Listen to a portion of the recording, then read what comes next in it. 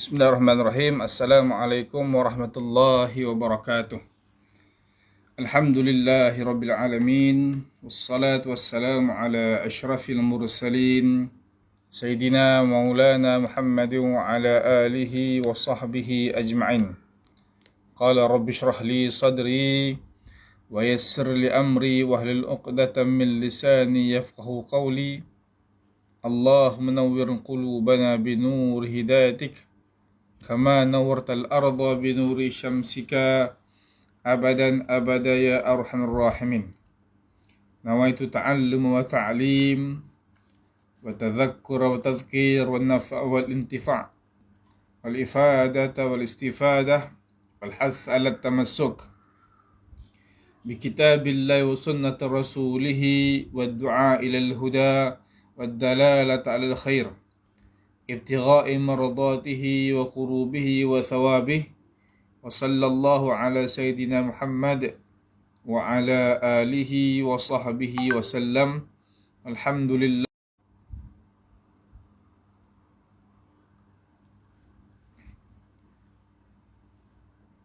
Sahabat-sahabat yang dirahmati Allah Subhanahu wa taala, insya-Allah pada malam ini kita akan meneruskan pengajian kita dalam bab mengenal Allah Subhanahu wa taala yang mana kita ambil daripada pengajian kitab Indahnya Hidup Bersyariat.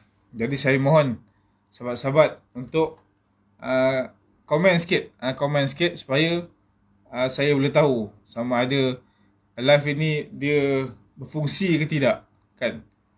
Takut dia tak berfungsi. Jadi kalau kata dia okey, tulis okey pun cukup. Clear, kan? Jadi saya tahulah maknanya live ini berjalan. Takut cakap seorang-seorang, kan? Allahu Akbar. Baik, insya-Allah. Tuan-tuan, puan-puan, sahabat-sahabat yang dirahmati Allah Subhanahu wa taala, insya-Allah pada malam ini kita akan meneruskan lagi pengajian kita yang mana kita dah masih lagi dalam bab yang kedua, iaitu pendidikan awal kanak-kanak. Minggu lepas kita dah bincangkan perkara yang berkaitan dengan mengenal Allah Subhanahu wa taala, tapi masih lagi belum selesai. Jadi insya-Allah pada malam ini kita akan sambung lagi dalam perkara mengenal Allah Subhanahu wa taala. Minggu lepas kita dah bincang di mana bagaimana kita nak mengetahui akan kewujudan Allah Subhanahu wa taala, maka kita naklah melihat akan ciptaan Allah Subhanahu wa taala yang sangat banyak. Dan kita tak perlu lihat yang jauh-jauh. Kita hanya perlu melihat yang paling dekat dengan kita, iaitu diri kita sendiri.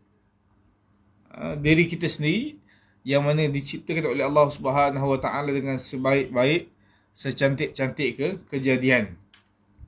Itu antara tentang bagaimana kita nak mengetahui akan kewujudan Allah Subhanahu wa taala. Baik, insya-Allah pada malam ini kita akan meneruskan lagi. Qala musannif rahimahullah taala nafa'ana bi'ulumi fid darin amin. Apabila kita berfikir tentang makhluk ciptaan Allah Subhanahu wa taala, kita dapat mengetahui bahawa hikmah yang ada pada ciptaan Allah ini berasal daripada Allah Subhanahu wa taala yang maha bijaksana. Bila kita fikirkan tentang makhluk ciptaan Allah Subhanahu wa taala, kita tengok pada diri kita sendiri saja. Sahabat-sahabat sekalian, tuan-tuan dan perempuan yang dirahmati Allah Subhanahu wa taala. Allah Ta'ala ciptakan mata di atas, kemudian hidung di tengah, mulut di bawah, telinga di kiri dan kanan, kan? Kemudian hidung pula ni, hidung lubang ke bawah, bukan lubang ke atas. Jadi kalau dia terbalik, payah. Kalau time hujan, kita susah lah nak keluar, kan? Nak kena sentiasa berpayung. Dalam beg nak kena ada payung. Yang mana bila mana nak hujan je, kena ambil payung. Sebab apa? Takut air hujan nanti masuk dalam hidung kita, disebabkan oleh terbaliknya hidung kita. Tetapi tidak begitu. Allah Subhanahu Wa Taala menciptakan manusia ini sebaik-baik kejadian. Di mana Allah Subhanahu Wa Taala menyebutkan di dalam Al-Quran, laqad khalaqnal insana fi ahsani taqwim. Laqad khalaqnal insan, sesungguhnya kami, yakni Allah Subhanahu Wa Taala, khalaqnal insan, menciptakan manusia itu fi ahsani taqwim, fi ahsan, pada sebaik-baik takwim akan kejadian. Ini maknanya bila mana kita berfikir tentang makhluk Allah Subhanahu Wa Taala, ciptaan Allah Subhanahu Wa Taala, maka kita akan melihat akan hikmah yang sangat banyak. Hikmah yang sangat banyak penciptaan makhluk ini oleh Allah Subhanahu Wa Taala itu sendiri yang maha bijaksana. Kepakaran daripada Tuhan yang amat mendalam pengetahuannya. Memang sangat pakar lah, sangat mahir. Kekuatan daripada yang maha perkasa. Tuhan yang maha kuat. Tuhan yang maha kuat. Boleh melakukan apa sahaja mengikut kehendaknya. Kita ni hamba yang maha lemah. Kita ni hamba yang maha lemah. Kena sikit saja hujan, dah mula sema-semalah kita, batuklah kita. Bukan kena hujan, kena injek vaksin. Kena injek vaksin sahaja. Ada sebahagian tu yang demam lah dia, yang sesema lah dia, yang sampai tombang 2 hari, 3 hari. Tak kebah-kebah. Lepas tu baru kebah. Kan? Macam-macam. Nak menunjukkan bahawasanya maha perkasanya Allah Subhanahu Wa Taala, maha kuatnya Allah Subhanahu Wa Taala, dan maha lemahnya kita ni sebagai makhluk. Kemudian kehidupan daripada yang maha menghidupkan. Kehidupan kita ini daripada Allah Subhanahu Wa Taala yang maha menghidupkan. Kita ni hidup ni atas kasih sayang Allah Subhanahu Wa Taala yang menciptakan kita, yang menghidupkan kita. Bukan wajib bagi Allah nak ciptakan kita, tak. Harus sahaja Allah nak ciptakan kita. Kalau Allah kata tak perlulah aku nak ciptakan makhluk ni, maka tak perlu. Tapi Allah Taala ciptakan manusia ni semata-mata untuk wa ma khalaqtul jinna wal insa illa liya'budun. Tidak aku ciptakan jin dan manusia melainkan untuk penyembahan kepada Allah Subhanahu Wa Taala. Tetapi tidaklah dengan sebab manusia itu sembah Allah Subhanahu Wa Taala menjadikan Allah ni lebih akan jadi lebih berkuasa, lebih gagah dengan sebab penyembahan makhluk kepada Allah Subhanahu Wa Taala. Tidak memberi kesan pun ibadah kita. Kalaulah sejuta manusia ataupun seluruh manusia di alam dunia ni beribadah kepada Allah Subhanahu Wa Taala, tetaplah kekal akan keesaan, kekuatan dan kebesaran Allah Subhanahu Wa Taala. Sebaliknya, begitu jugalah kalaulah kata satu dunia ni makhluk tidak mahu menyembah Allah Subhanahu Wa Taala, Allah tetap dengan kemuliaan dan kebesarannya tidak kurang walaupun sedikit. Walaupun sedikit, tak kurang. Sebab apa? Dengan sebab maksiat yang manusia buat tidak memberi kesan kepada Allah Subhanahu Wa Taala, dan ibadat yang manusia buat juga tidak memberi kesan kepada Allah Subhanahu Wa Taala. Maka menciptakan makhluk itu adalah sesuatu yang harus bagi Allah Subhanahu Wa Taala. Kemudian rezeki daripada yang maha memberi rezeki dan sebagainya. Allah Subhanahu Wa Taala memberi kita rezeki yang sangat banyak, sahabat-sahabat sekalian. Kan? Rezeki ni kita janganlah nampak rezeki pada gaji kita. Jangan nampak hanya sekadar pada kita punya income mingguan, income bulanan. Tetapi rezeki ni ada datangnya daripada pelbagai cara. Bukan sekadar hanya pada gaji bulanan, gaji mingguan dan sebagainya. Kadang-kadang rezeki tu, orang tu dia tak ada pun rezeki kekayaan harta. Tapi Allah Subhanahu Wa Taala memberi dia rezeki kesihatan tubuh badan. Itu juga rezeki. Kadang-kadang dia tak kaya, tapi Allah Taala bagi dia rezeki dengan anaknya ramai. Kalau kita tengok keadilan Allah Subhanahu Wa Taala ni, sahabat-sahabat sekalian, bagaimana Allah Subhanahu Wa Taala menzahirkan tentang keadilan Allah Subhanahu Wa Taala. Orang kaya duit banyak, kan? Duit banyak, ada 1 juta, 2 juta, 10 juta, 100 juta dalam bank. Tapi anak berapa? Anak dia adalah kadang-kadang ada seorang tunggal, ada 2 orang, kan? Ada 3 orang, ada 4 orang, 5 orang. 5 orang tu dah kira ramai tu. Alhamdulillah, terima kasih Cik Nabi sebab menonton. Saya nakkan supaya respon daripada sahabat-sahabat sekalian, supaya saya dapat tahulah yang live kita ni dia berjalan. Kan cakap seorang kan penat juga. Kan. Jadi ala kulli hal, kadang-kadang ada orang yang Allah Ta'ala beri rezeki bukan dari segi harta kekayaan, bukan daripada rumah besar, bukan daripada kereta besar, bukan daripada kekayaan material yang kita nampak. Kadang-kadang Allah Subhanahu Wa Taala bagi, ada orang tu dia kerja kebun, kan, kerja tukang potong rumput contohnya. Tapi Allah Subhanahu Wa Taala bagi dia rezeki, anak dia berapa? Anak dia 9, ada yang 11, ada yang 12, ada yang 15. Kalau kita tengok orang dulu-dulu, kadang-kadang ada tu sampai anak 19, 1 ibu. Ada yang sampai 20, 1 ibu. Kan? Rezeki je tak banyak. Keluarganya ataupun ayahnya kerja hanyalah kerja di bendang sahaja. Tapi anak dia ramai. Dan juga rezeki di mana Allah Subhanahu Taala beri anak yang ramai, kemudian anak-anak ni semua berjaya dalam kehidupan dunia dan akhirat mereka. Jadi alhamdulillah, ini semua rezeki yang Allah Subhanahu Wa Taala berikan kepada makhluk-makhluknya. Ahlan wa sahlan Amir Syafiq. Ahlan wa sahlan. Kasih-kasih. Saya kenal kasih-kasih ni. Orang mana ni? Orang dekat ni. Baik, sahabat-sahabat yang daripada Allah Subhanahu Wa Taala,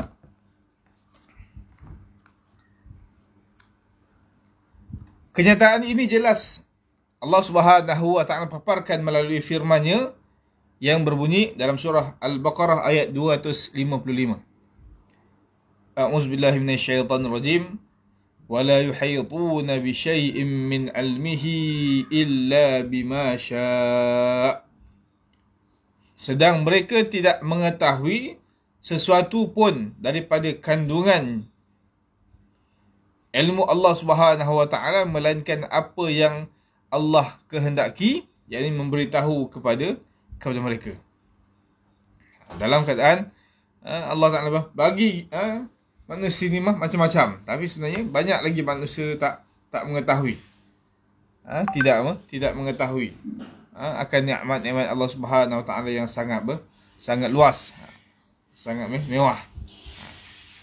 Kadang-kadang kita tak perasan nikmat itu ada dalam tubuh badan kita.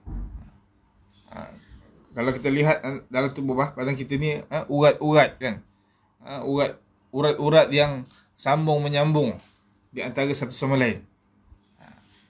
Ada disebutkan tentang berkaitan dengan urat ni, dia ada ratusan urat yang sambung menyambung, yang mana nak menunjukkan kebesaran Allah Subhanahu Wa Taala.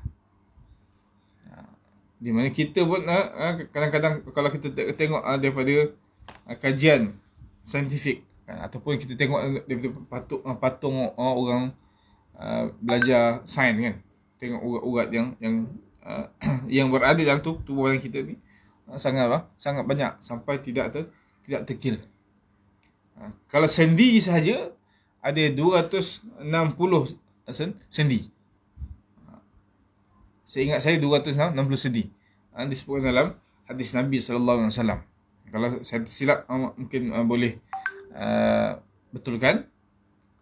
Yang mana setiap sendi itu berzikir kepada Allah Subhanahu wa ta'ala dengan cara mereka sendiri.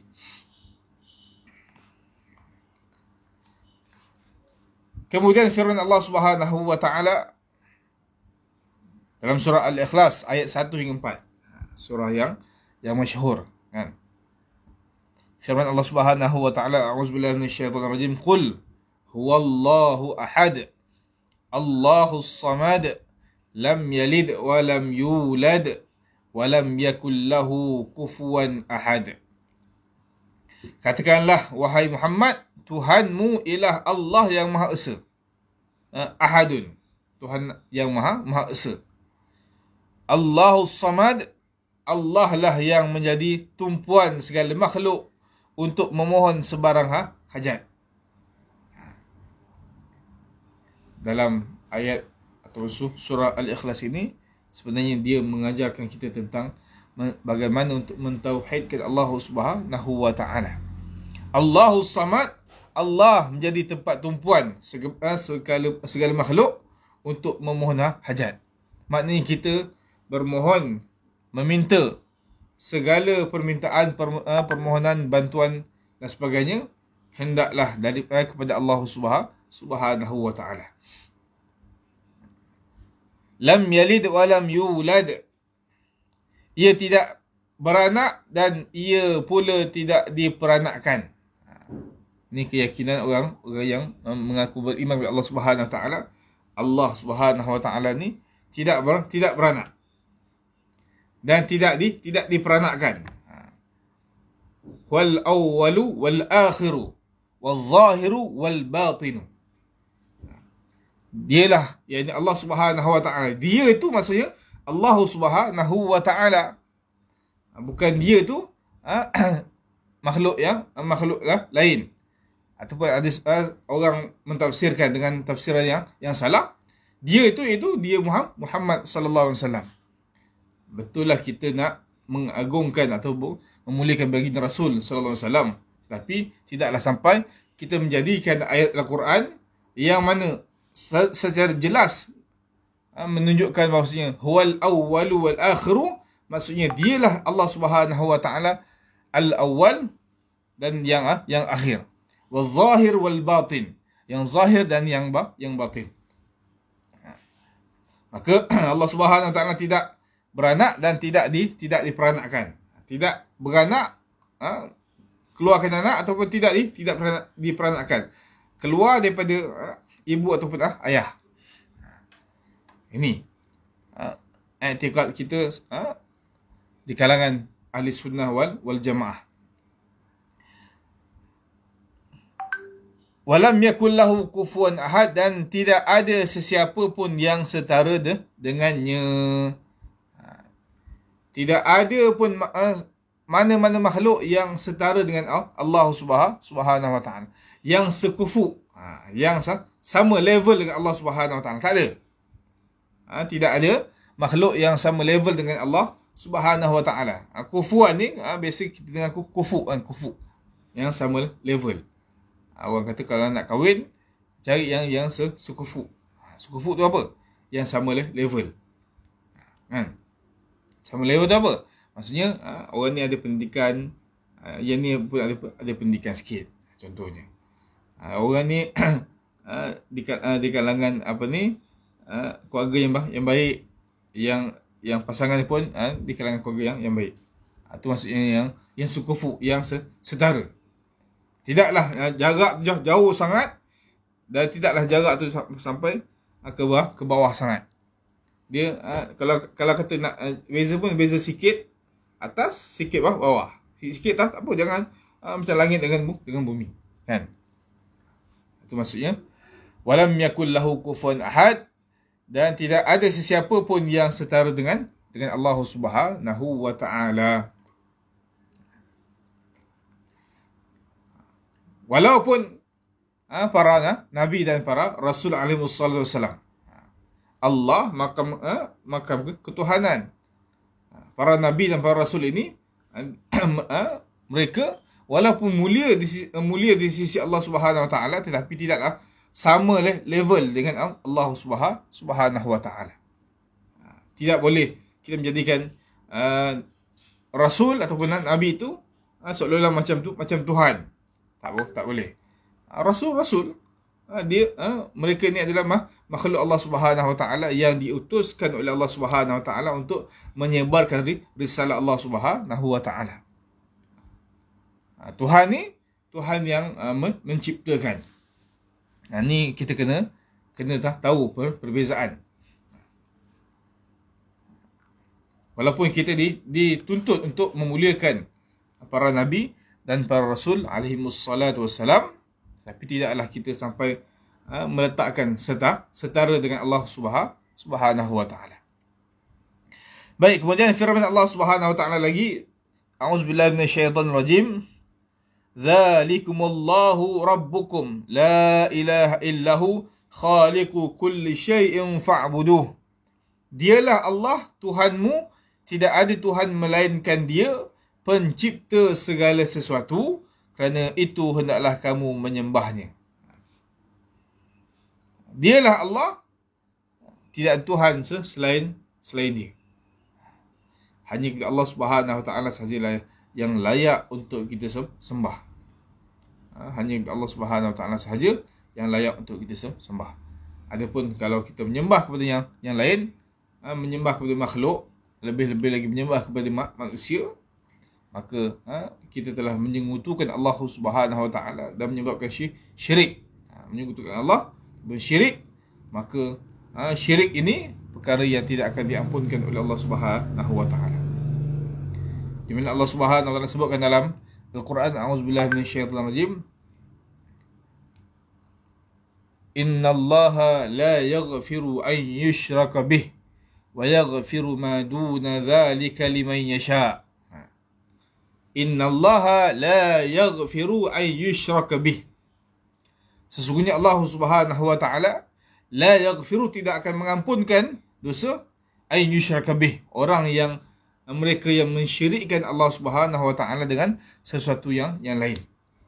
Wa yaghfiru ma duna dzalika liman yasha, dan akan mengampunkan selain daripada dosa syirik itu kepada sesiapa yang dikehendakinya. Maka kita kena beringat, dosa syirik ini dosa yang tidak akan diampunkan oleh Allah Subhanahu Wa Taala.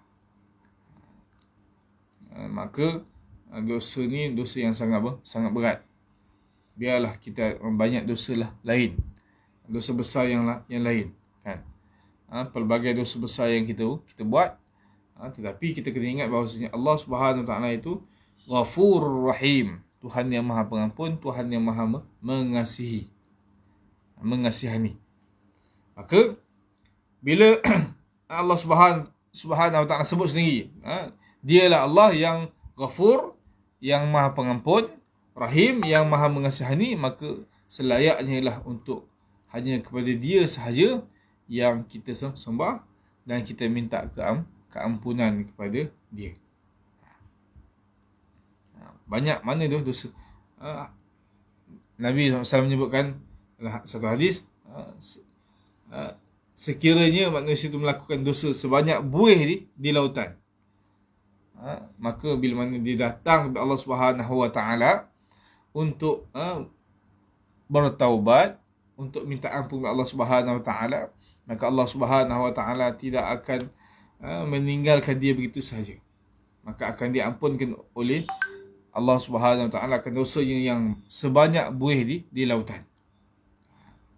Maka dalam hadis qudsi, fala ubali, Allah sebut, maka aku tak kisah pun banyak mana pun, hatta kalaulah kata seseorang itu telah melakukan dosa, melakukan maksiat dan dosa, maka dia bertaubat, beristighfar, taubat, solat taubat, buat amalan soleh, lama kemudian dia terpalit balik dengan dosa, maka dia bangkit semula untuk bertaubat dan minta ampun kepada Allah Subhanahu Wa Taala.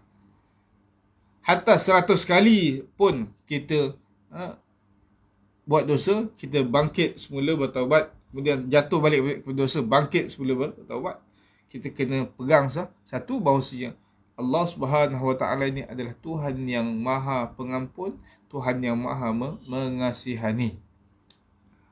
Banyak mana dosa pun, maka akan diampunkan oleh Allah Subhanahu Wa Taala. Lemahnya akan keimanan kita ni, maka kita kena ingat bahawasanya Tuhan ini Tuhan yang Maha Pengampun. Jadi, kita buat dosa, kita minta ampun balik kepada Allah Subhanahu Wa Taala. Mana ada manusia yang tidak berdosa? Al-insan la yakhlu min al-khata' wan nisyan. Manusia itu la yakhlu, tidak sunyi, min al-khata', daripada kesalahan, wan nisyan, dan sifat lupa. Ahlan, Raden Syahrul, Raden Irham, terlewat masuk tak? Okey bang, saya pun ada terlewat tadi. Sebab apa ni, ingatkan dah online, rupanya cakap seorang-seorang. Allahu Akbar. Kan? InsyaAllah, Alhamdulillah. Baik.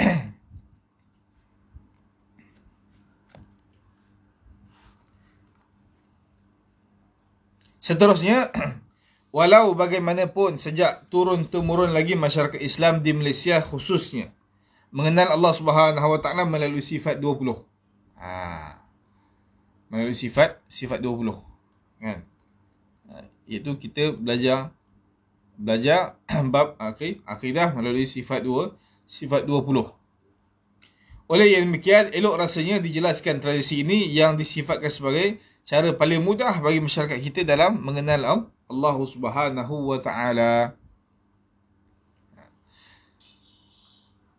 Justru mengetahui sifat-sifat Allah Subhanahu Wa Taala ini juga membawa kita untuk mengetahui sifat-sifat yang wajib, yang mustahil dan yang harus bagi Rasul, dan merupakan salah satu cara untuk mengenal Allah Subhanahu Wa Taala.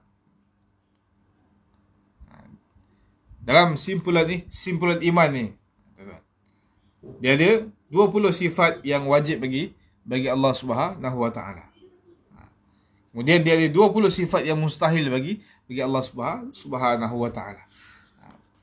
Sifat yang wajib, kemudian lawan dia sifat mustahil bagi Allah Subhanahu Wa Taala.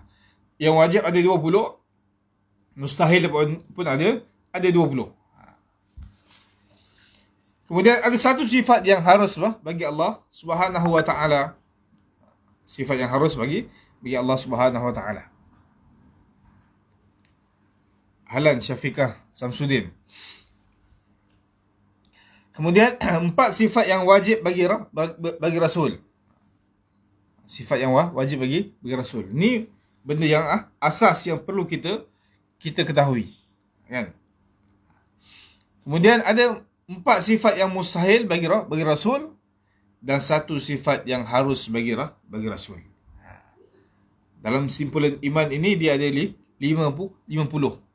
merangkumi 50 sifat. 20 sifat yang wajib bagi Allah, kemudian 20 sifat yang mustahil bagi Allah. Wajib dia adalah lawan dia mustahil. 20 wajib, 20 mustahil. Kemudian ada 1 sifat yang harus bagi Allah Subhanahu Wa Taala. Ahlan, adwa. Kemudian 4 sifat yang wajib bagi Rasul. 4 sifat yang wajib bagi Rasul. Apa dia? Nanti kita bincang, kan? Benda ni benda yang asas, yang basic, yang perlu kita orang beriman, kita orang yang mengakui kita termasuk dalam orang yang berpegang dengan akidah ahli sunnah wal jamaah. Maka simpulan iman yang 50 sifat ni, yang merangkumi 50 sifat ni, kita kena tahulah.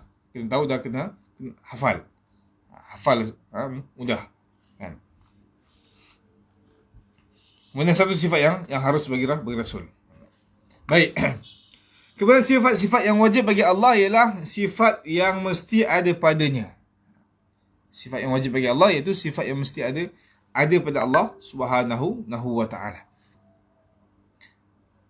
Yang wajib dipercayai. Siapa yang wajib? Kita orang yang mengaku beriman wajib mempercayai sifat-sifat yang wajib bagi Allah Subhanahu Wa Taala. Pasti ada dan tidak menerima tiada. Sifat yang wajib bagi Allah ni dia kena ada. Pasti ada. Dan dia tidak menerima tiada. Maksudnya tak ada lah. Dia kena ada. Kena ada. Maksud sifat wajib ni sifat yang kena ada pada Allah Subhanahu Wa Taala. Dan dia tidak menerima tiada. Itu apa? Bahasa kalau kita belajar ilmu tauhid, bahasa tu nak kena peka bahasa-bahasa yang digunakan. Kadang-kadang jangan sampai tersilap. Baik. Allah Subhanahu Wa Taala memiliki sifat-sifat yang maha sempurna dan maha suci daripada segala sifat kelemahan dan kekurangan. Ni orang beriman kita kena pegang sungguh-sungguh ni. Allah memiliki sifat yang maha sempurna dan maha suci. Makhluk ni dia mempunyai sifat yang banyak sifat kekurangan, tidak sempurna. Makhluk ni dia tidak sempurna. Banyak sangat kekurangan makhluk ni. Kan? Nama makhluk. Bila makhluk ni dia lemah. Bila mana dia diciptakan ni dia lemah. Lemah daripada segala hal. Janganlah kita mendapik dada yang kita ni power sangat. Orang yang ada ilmu, jangan rasa dia power dengan ilmu dia. Orang yang ada duit, jangan dia rasa power dengan ada duit dia. Orang yang ada kekayaan, jangan dia rasa dia power dengan kekayaan dia. Orang yang ada kekuatan jasmani, boleh angkat berat contohnya, angkat besi sampai 40-50 kilo, 1 kilo. Jangan dia rasa itu semua adalah kekuatan dia sendiri. Tak. Jangan dia rasa dia kuat. Yang maha kuat hanyalah Allah Subhanahu Wa Taala. Yang maha suci dan maha sempurna hanya Allah Subhanahu Wa Taala. Kita ni lemah. Orang angkat berat tu kan, angkat besi tu. 50 kilo kanan, 50 kilo kiri, 1 kilo. Angkat besi, dia boleh angkat besi. Tapi agak-agak boleh tak dia angkat kelopak mata dia di waktu pagi ketika mana azan subuh dikumandangkan.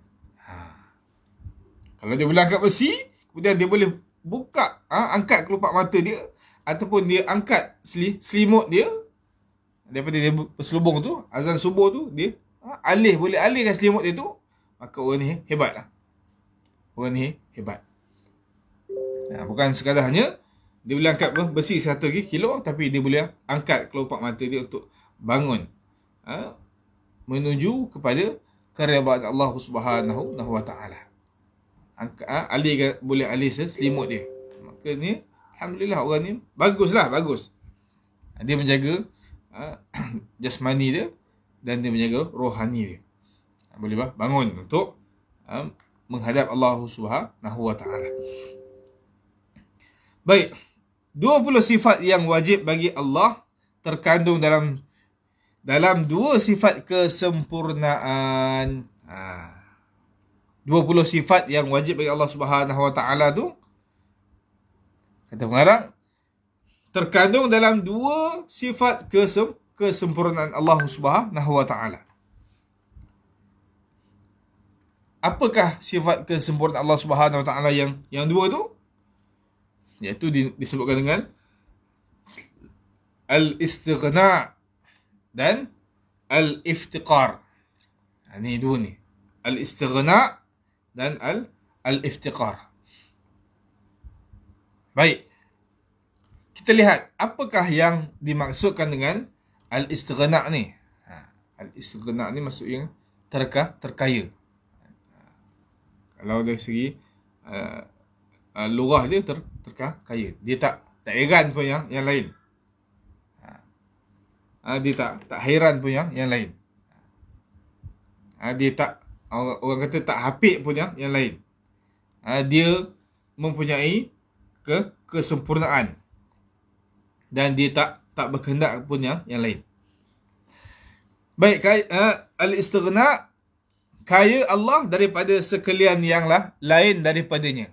Kaya Allah tidak berkehendak ia kepada sesuatu. Kaya Allah daripada sekalian yang lain daripadanya, iaitu tidak berkehendak ia kepada sesuatu. Allah Ta'ala ni terkaya. Maksudnya kaya Allah Ta'ala ni, dia tak harapkan sesuatu kepada makhluk. Kita ni orang kaya kan. Makhluk ni ada yang kaya tapi masih lagi meminta-minta. Kaya, rumah dia sebesar-besar tidak dekat, kalahkan istana contohnya kan. Kalahkan istana. Dia tunjuk dia punya harta kekayaan yang sangat banyak. Emas dia puluh ribu. Ni pakaikan bini dia emas. Sebelah sini 50 ribu, 100 ribu. Sebelah sini 100 ribu. Tunjuk depan orang. Nak tunjukkan yang dia kaya. Adakah dia kaya yang sebenar? Tak. Dia bukanlah kaya yang sebenar. Kalau dia kaya yang sebenar, dia tidak mengharapkan apa-apa daripada manusia ataupun makhluk lain. Ni masih lagi, dia kata dia kaya tapi mengharapkan supaya orang like, share. Dia masih lagi mengharapkan makhluk, mengharapkan orang lain untuk tengok dia, live dia, tengok kekayaan dia. Masih lagi bekerja, masih lagi cari duit, masih lagi berniaga. Maknanya dia belum cukup kaya.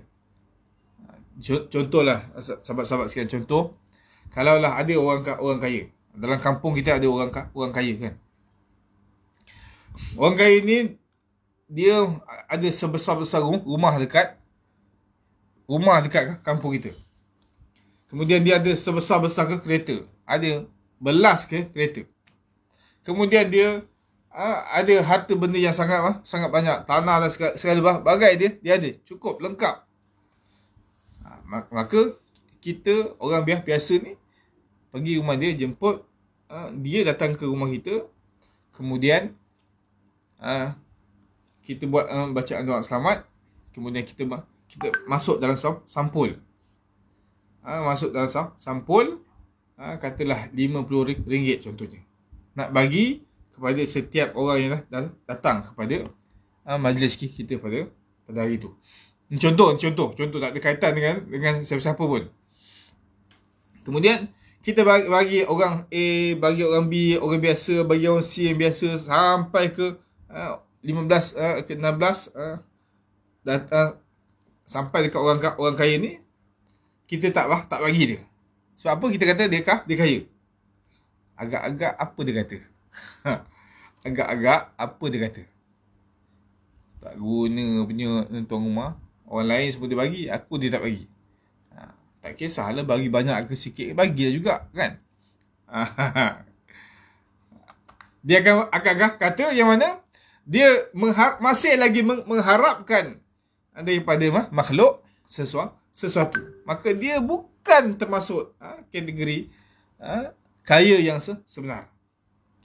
Tetapi Allah Subhanahu Wa Taala tidak begitu. Kaya Allah Subhanahu Wa Taala ni, dia tidak berkehendak kepada sesuatu apapun.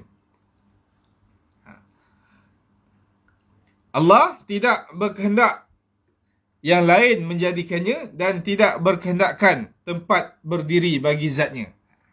Contohnya, Allah tidak memerlukan dan tidak menghendaki malaikat untuk menciptakan arash. Allah tak berkehendak makhluk ciptakan malaikat ciptakan arash. Allah tak berkehendak makhluk ni ciptakan sesuatu untuk dia. Tak. Dia Tuhan yang maha sempurna ini, Tuhan yang maha suci ini, Tuhan yang maha segala-galanya ini, yang menciptakan untuk makhluknya, untuk keperluan makhluk dia. apa yang makhluk nak. Semua diciptakan. Daripada sekecil-kecil perkara sampailah sebesar-besar perkara. Kan? Kadang-kadang kita kata ada macam contoh. Orang kena appendix. Bila tanya doktor, kenapa boleh ada benda tu? Doktor kata benda ni kalau tak ada pun tak apa. Dia tidak ada apa-apa fungsi. Dia punya kantung tu. Tidak ada apa-apa fungsi. Kantung appendix yang nak kena belah tu. Kan? Bila doktor kata dia tidak ada apa-apa fungsi, tapi kenapa Allah Subhanahu Wa Taala ciptakan benda tu? Tengok. Nak tunjukkan maksudnya lemahnya kita ni, pemikiran kita ni berbanding Allah Subhanahu Wa Taala yang maha sempurna.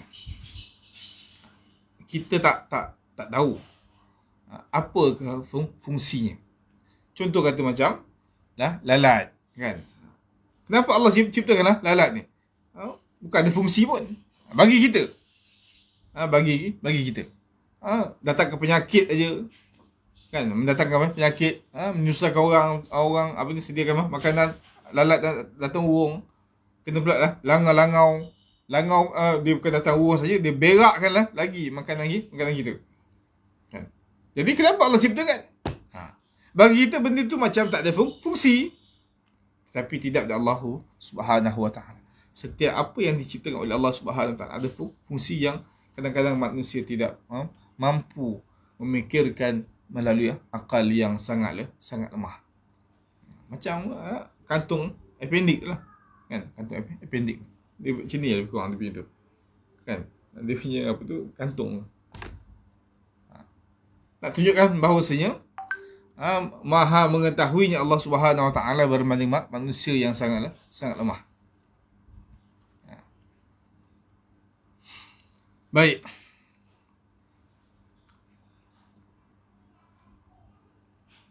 Kemudian, maka maha suci Tuhan daripada tujuan pada sekalian perbuatan dan hukum-hukumnya, dan tidak wajib baginya membuat sesuatu atau meninggalkan sesuatu. Maha suci Allah, subhanallah, maha suci Allah daripada tujuan pada sekalian perbuatan dan hukum-hukumnya, dan tidak wajib bagi Allah membuat sesuatu atau meninggalkan sesuatu. Maka kita lihat tadi ada satu sifat harus bagi Allah Subhanahu Wa Taala tadi, kan?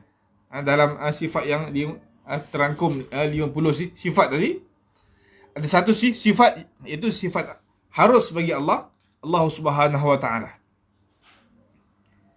Hukumnya tak wajib Allah nak buat sesuatu, ataupun tak wajib Allah nak meninggalkan sesuatu. Allah rasa perlu nak buat, dia berkehendak nak buat, dia buat. Allah rasa tak berkehendak dia untuk tak buat, dia tak buat. Jadi manusia tidak ada point, ataupun tak payahlah nak sibuk tentang kehendak Allah Subhanahu Wa Taala, nak buat ke tak buat ke, itu terpulang kepada Allah Subhanahu Wa Taala. Kemudian sifatnya. Sifatnya.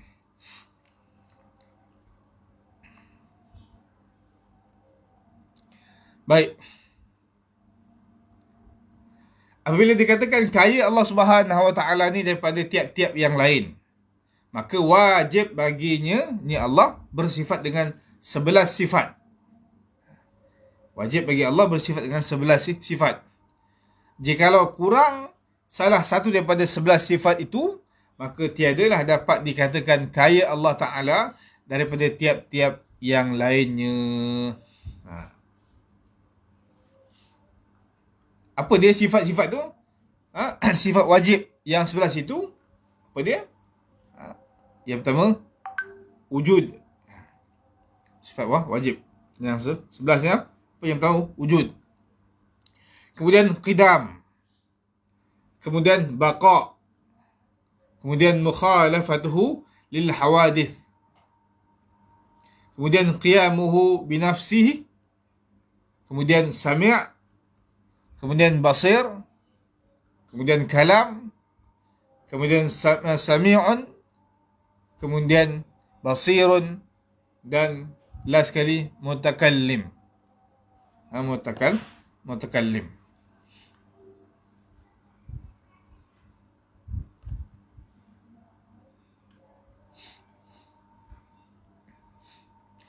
Selain 11 sifat yang wajib itu, dia kata ada 3 sifat yang harus, yang jaiz, yang termasuk dalam sifat istighna. Termasuk dalam sifat istighna Allah Subhanahu wa ta'ala. Apa dia?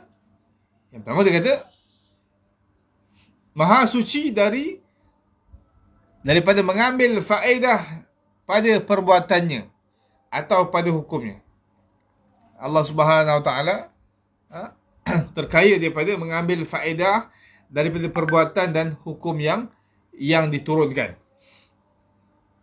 Lawannya mengambil faedah ialah mustahil, tiada diterima oleh akal sekali-kali, kerana jikalau mengambil faedah, tiadalah kaya ia daripada tiap-tiap yang lainnya, kerana lazim di waktu itu berkehendak ia pada menghasilkan hajatnya. Tu kan, maknanya apa yang Allah Ta'ala melakukan suatu perbuatan, maka tidak mengambil apa-apa faedah daripada perbuatan tersebut. Apa sahaja hukum yang Allah Ta'ala turunkan, maka tidak mengambil apa-apa faedah daripada hukum tersebut. Contoh, adakah dengan Allah Ta'ala menciptakan makhluk ni, faedah dia apa? Faedah supaya ramai makhluk, bila diciptakan ramai makhluk, banyak yang makhluk ni, maka ramai dan banyak makhluk ni akan menyembah Allah Subhanahu wa ta'ala, maka makam kedudukan makam ketuhanan Allah Subhanahu wa ta'ala akan naik lagi dengan sebab menciptakan makhluk, dan makhluk ini menyembah Allah Subhanahu wa ta'ala. Ataupun menurunkan hukum, apa-apa saja hukum, bila mana makhluk ini melaksanakan hukum Allah Subhanahu wa ta'ala, maka makam ketuhanan Allah Subhanahu wa ta'ala akan naik. Lagi dia banyak melakukan hukum hakam Allah, lagi naik makam ketuhanan. Lagi banyak makhluk melakukan hukum hakam Allah, lagi naik ketuhanan Allah Subhanahu wa ta'ala. Tidak sama sekali. Tidak sama sekali. Maha suci Allah daripada mengambil faedah daripada perbuatannya ataupun daripada hukum yang diturunkan. Itu maksudnya. Kemudian yang kedua, tiada wajib ia menjadikan alam ini. Allah Ta'ala tak wajib pun nak ciptakan alam ni. Allah ciptakan alam ni untuk makhluk, untuk manusia. Semua yang diciptakan oleh Allah Subhanahu Wa Ta'ala ni untuk makhluk yang bernama manusia.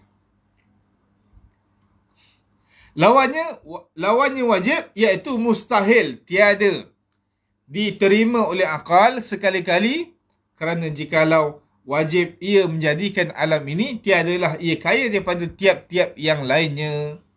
Kalau wajib Allah Ta'ala ciptakan alam ini, maka Allah tidak menamakan Tuhan yang maha kaya.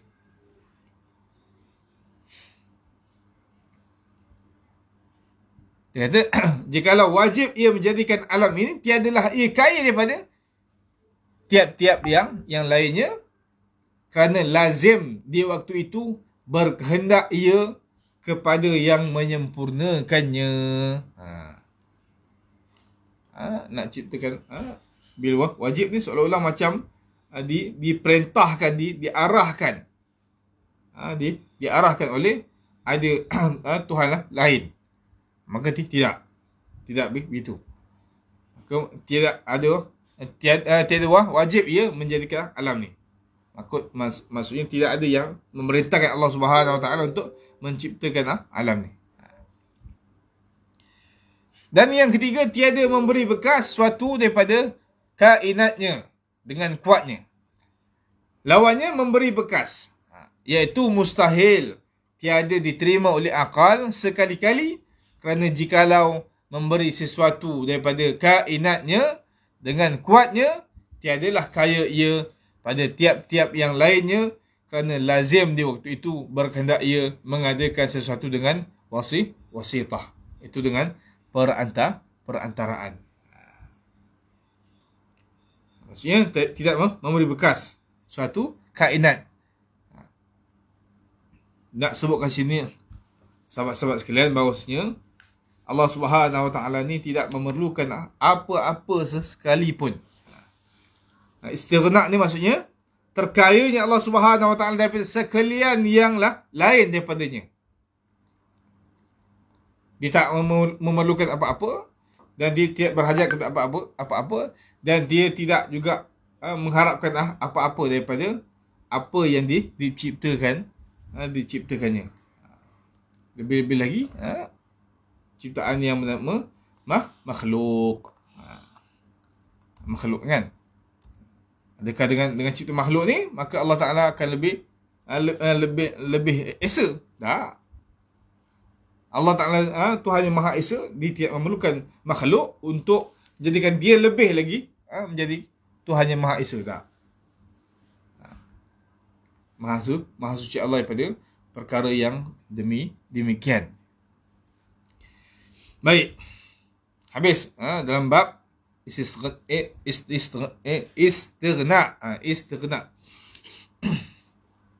Istighna. Terkaya Allah tadi. Kemudian yang kedua dalam sifat iftiqar. Iftiqar Allah Subhanahu Wa Taala.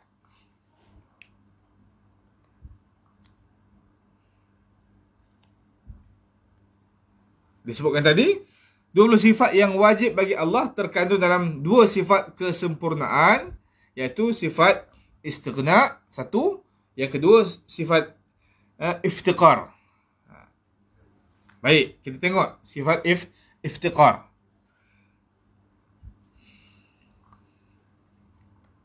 Dia kata iftiqar, yang lain berkehendakkan sesuatu daripada Allah Subhanahu Wa Taala, iaitu yang lain berkehendakkan daripada Allah untuk menjadikan dan menentukan mereka dengan perkara yang harus.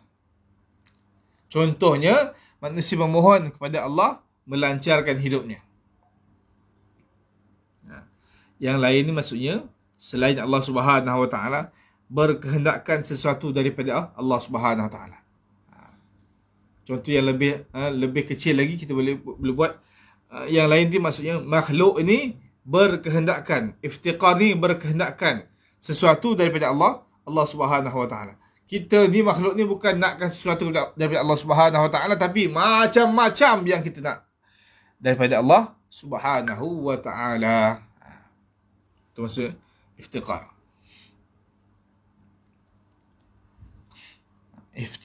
Kita tengok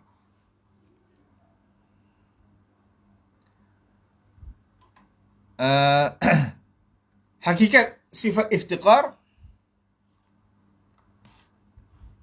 Wa mutafarriqun ilaihi kullu ma a'dahu. Artinya berkehendak tiap-tiap yang lainnya kepadanya. Berkehendak tiap-tiap yang lainnya kepadanya, iaitu kepada Allah Subhanahu Wa Taala. Tiap-tiap yang lain ni maksudnya makhluk ni berkehendak kepada Allah Subhanahu Wa Taala. Itu maksudnya. Kita ni makhluk yang sangat berkehendak kepada Allah Subhanahu Wa Taala. Sebablah kita ni tak boleh lepas ikatan kita, hubungan kita dengan Allah Subhanahu Wa Taala, tak boleh lepas sama sekali. Apa pun yang berlaku, apa pun yang terjadi, kita kena bergantung kepada Allah Subhanahu Wa Taala dengan gantungan yang sangat kuat. Pergantungan yang sangat kuat. Lebih-lebih lagi hari ni, hari kita diuji oleh Allah Subhanahu Wa Taala dengan pelbagai musibah. Khususnya musibah coronavirus, pandemik COVID-19. Macam-macam dah usaha yang dijalankan oleh pihak pihak kerajaan, kan? Dia wajibkan kita pakai mask. Kemudian dia wajibkan kita pakai hand sanitizer. Pakai mask tu, beli berkotak-kotak tu duit belaka tu, kan? Kita ikut arahan kerajaan. Berkotak-kotak simpan kat rumah. Nak keluar pakai, balik buang. Nak keluar pakai, balik buang. Allahu Akbar, kan? Modal belaka tu. Kemudian hand sanitizer lagi. Kemudian kita tak boleh berapat-rapat, tak boleh pergi tempat yang sesak. Semuanya itu Allah Ta'ala datang ujian itu, yang mana kita lihat bahawasanya kita buat diperintahkan untuk kita pakai mask, kemudian pakai hand sanitizer, jangan rapat-rapat dengan orang. Semuanya itu untuk kita nak melandaikan, istilah dia melandaikan apa tu, dia punya jaringan tu, kan, nak landaikan. Tapi kita tengok pakai juga, kan? Kita pakailah masker, pelitup muka. Kita pakai hand sanitizer. Nak keluar pakai, nak balik pakai, nak masuk pasaraya pakai hand sanitizer. Berjarak lagi. Kemudian nak kena daftar MySejahtera lagi. Macam-macam kita buat. Tapi rupa-rupanya hari ni bukan lagi tu turun. Lagi tinggi. Hari ni 19,000 kot, kan? Semalam 17,000. Kita ingatkan dengan kita pakai, dengan kita berjarak, dengan kita tak keluar rumah, dengan kita duduk diam-diam kat rumah, dengan kita buat kerja kita sendiri kat rumah, angka tu akan turun. Tapi tak, rupanya lagi hari lagi naik, lagi hari lagi naik, lagi hari lagi naik. Gelak. Gelak. Lagi hari lagi naik. Sampai hari ni Abang Raden Syarul Syarul. Lagi hari lagi naik. Pening tak pening? Pening. Macam usaha dah pihak atasan buat. Nak kekang sana. Ada orang KL, orang jauh-jauh, kan? Semua dah bising. Dah 2 tahun ni raya tak balik. Raya puasa tak balik, raya haji tak balik. Kemudian alasannya dah lama tak jumpa mak ayah, padahal boleh video call je, kan? Rindu mak ayah boleh video call, tapi bising. Dengan macam-macam usaha yang dibuat, pihak kerajaan pun buat, dengan pihak orang bawahan pun buat, tapi hasilnya semakin meningkat. Sebenarnya sahabat-sahabat sekalian, ini sengaja diciptakan oleh Allah Subhanahu Wa Taala untuk kita sebagai makhluk sedar bahawasanya kita wajib bergantung harap kepada Allah Subhanahu Wa Taala. Pengharapan kita, kebergantungan kita hendaklah kepada Allah Subhanahu Wa Taala. Ikhtiar tetap ikhtiar. Ikhtiar kena ikhtiar. Dengan kita pakai pelitup muka, dengan kita pakai hand sanitizer, dengan kita berjarak, dengan kita duduk rumah, lindung diri, lindung semua. Kemudian dengan kita cocok lagi, kan? Cocok lagi. Siapa yang dah cocok 2 kali tu, boleh jumpa Zulmas, boleh beli baju. Baju apa? Baju Pfizer, kan? Macam-macam lah, kan? Alumni Pfizer. Pandai juga Zulmas ni cek duit tu. Tahniah. Saya dah beli 2. Nak ceritakan sahabat-sahabat sekalian, nak ceritakan bahawasanya apa sahaja yang berlaku ni, sebenarnya Allah Subhanahu Wa Taala nak kita ni kembali kepada Dia. Itu ni yang dengan iftiqar. Manusia ni, makhluk ini, dia berkehendak kepada Allah Subhanahu Wa Taala. Yang mana Allah Ta'ala tak berkehendak kepada manusia, makhluk. Tapi makhluk, manusia ni berkehendak kepada Allah Subhanahu Wa Taala. Maka dengan pelbagai usaha yang kita dah buat, ikhtiar yang kita dah buat, maka jangan lupa sama sekali dengan kenapa berlakunya musibah ini? Dengan sebab dosa-dosa kita yang sangat banyak, yang Allah Subhanahu Wa Taala menjadikan dia asbab untuk diturunkan COVID-19 ni, untuk kita bertaubat kepada Allah Subhanahu Wa Taala. Kita kembali kepada Allah Subhanahu Wa Taala. Sama ada kita di peringkat bawahan, rakyat marhain, ataupun di peringkat atasan, golongan kayangan, golongan menteri, golongan atasan ni, semua kena bertaubat kepada Allah Subhanahu Wa Taala. Kita hendaklah menyembahkan diri kita kepada Allah Subhanahu Wa Taala. Meletakkan dahi kita ke lantai, nak menunjukkan kehambaan kita kepada Allah Subhanahu Wa Taala. Jangan kita rasa dengan usaha kita, dengan pakai mask, dengan pakai hand sanitizer, dengan cocok vaksin dan sebagainya, maka itu semua akan hilang virus COVID-19 ini tanpa bantuan dan pertolongan Allah Subhanahu Wa Taala. Kita kena betulkan i'tiqad kita. Usaha kena buat. Pakai mask, pakai hand sanitizer, cocok vaksin, itu usaha.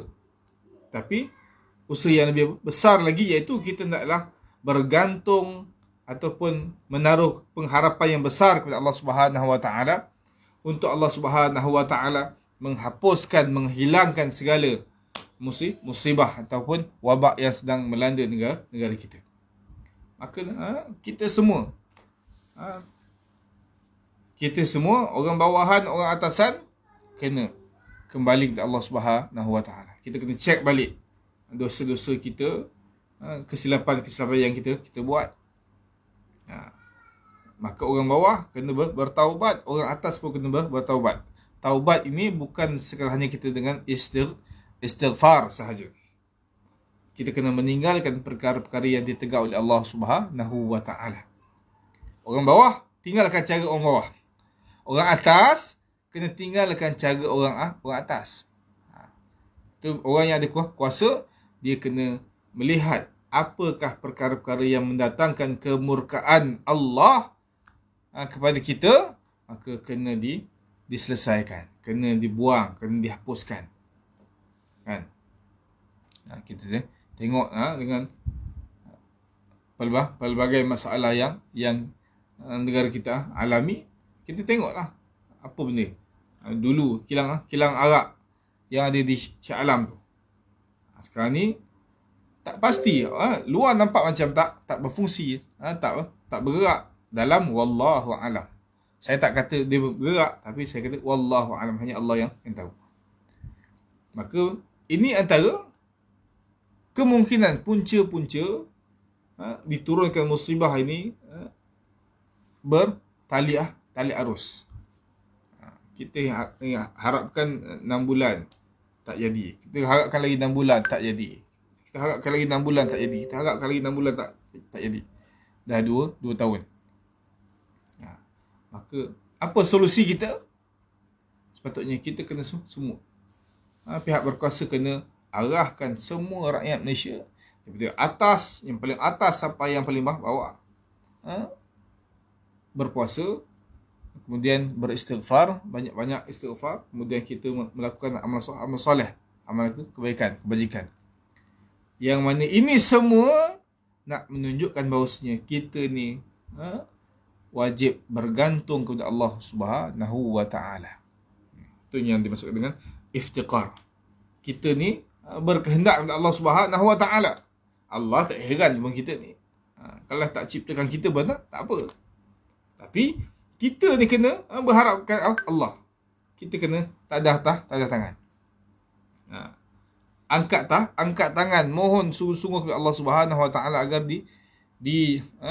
hindarkan ataupun diselesaikan wabak COVID-19 ini dengan segera.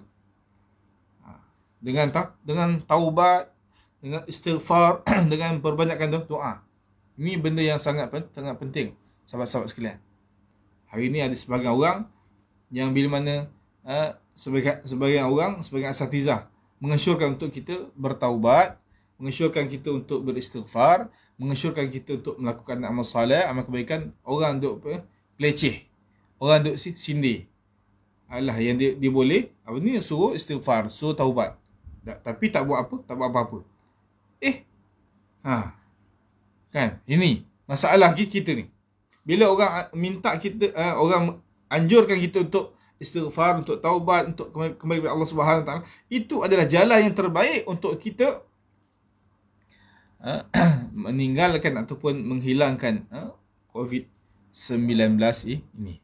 Maka kita buatlah. Dalam masa yang sama, kita tak tinggalkan pun usaha-usaha yang lain. Tu jalan tetap jalan. Tapi kebergantungan kita kepada Allah Subhanahu Wa Taala jangan kita lupakan. Sebab apa, kita ni makhluk yang sangat lemah, yang memang sungguh-sungguh kita ni perlu kepada Allah Subhanahu Wa Taala. Jangan kita rasa dengan kita ada kekuatan kita tersendiri, kita rasa bahawasanya kita tak perlukan Allah. Kita boleh buat sendiri, kita boleh urus sendiri, kita boleh takbir sendiri, settlekan sendiri dengan apa ni dengan kebolehan yang ada pada ahli kita untuk menghilangkan COVID-19 ni tanpa ada bantuan Allah Subhanahu Wa Taala. Jangan. Kita takut bila mana ada sebahagian orang kita beranggapan begitu, takut musibah lebih besar lagi akan kita hadapi di hari mendatang. Wala'iyadzubillah. Kita minta dijauhkan. Baik. Sikit lagi. Dah ke 9 ni.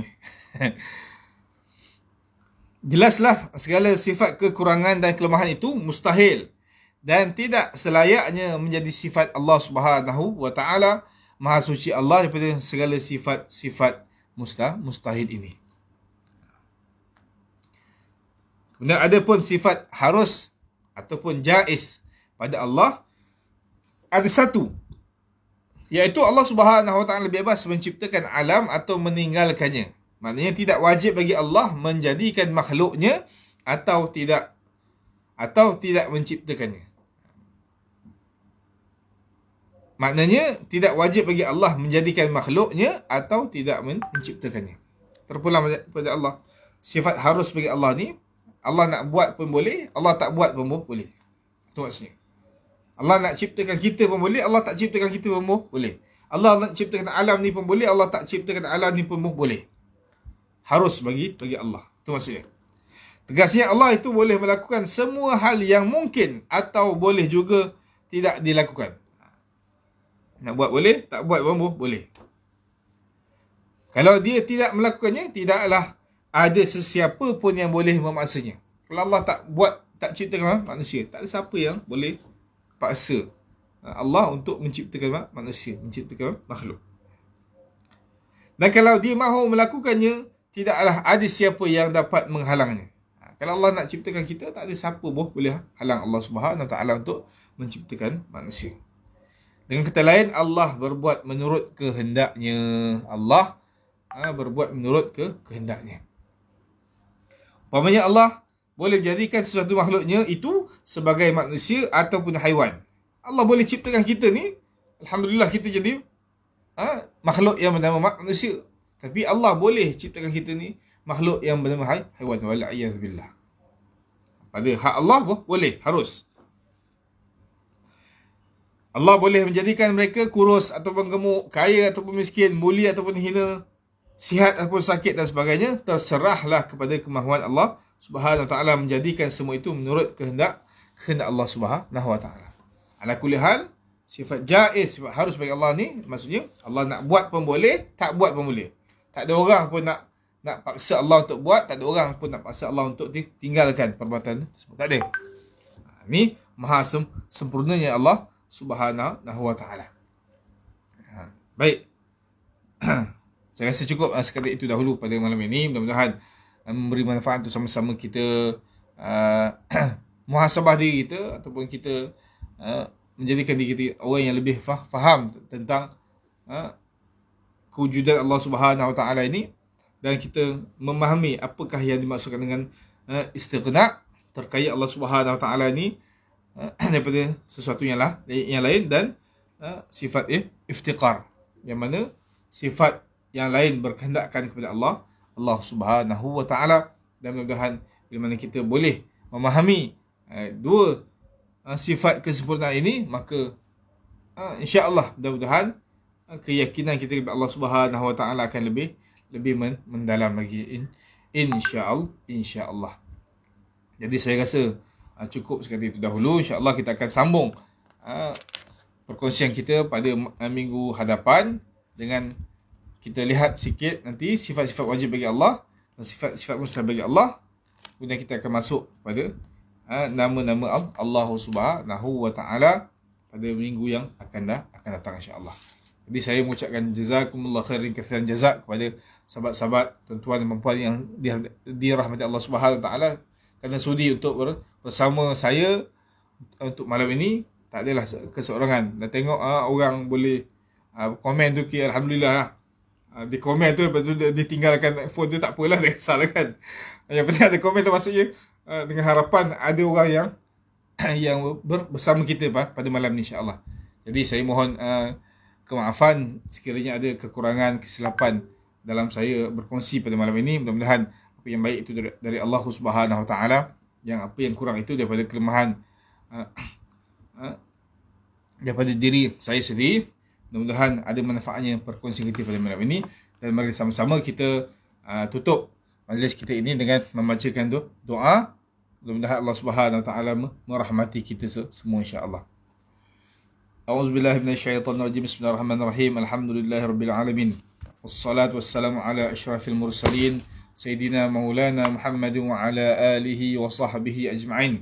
ربنا انفعنا بما علمتنا ربي علمنا الذي ينفعنا بفقهنا وفقه أهلنا وقرابات لنا في ديننا مع أهل القتل أنثى وذكر ربي وفقنا وفقكم لما ترتضى قولا فعلا كرما ورزوق الكل حلالا دائما وأخلت غيا علما نخزى بالخير ونكفى كل شر ربنا واصلح لنا كل الشؤون وأقر بالرضا منك العيون واقض عنا ربنا كل الديون قبل أن تأتينا رسل المنون واغفر واستر أنت أكرم من ستر والصلاة الله تغشى المصطفى من إلى الحق دعانا والوفاء بكتاب فيه للناس الشفاء وعلى الآل الكرام الشرفا وعلى الصحب مصابه الغرار اللهم اهدنا بهداك وجعلنا ممن سفر رضاك ولا تولنا وليا سواك ولا تجعلنا خالف أمرك وعصاك حسبنا الله ونعم الوكيل ولا حول ولا قوة إلا بالله العلي العظيم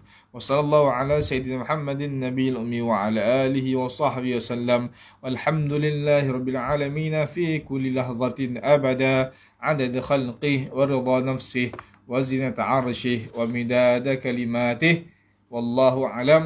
Assalamualaikum warahmatullahi wabarakatuh. Dan terima kasih kerana menonton. Terima kasih banyak semua. Terima kasih. Alhamdulillah.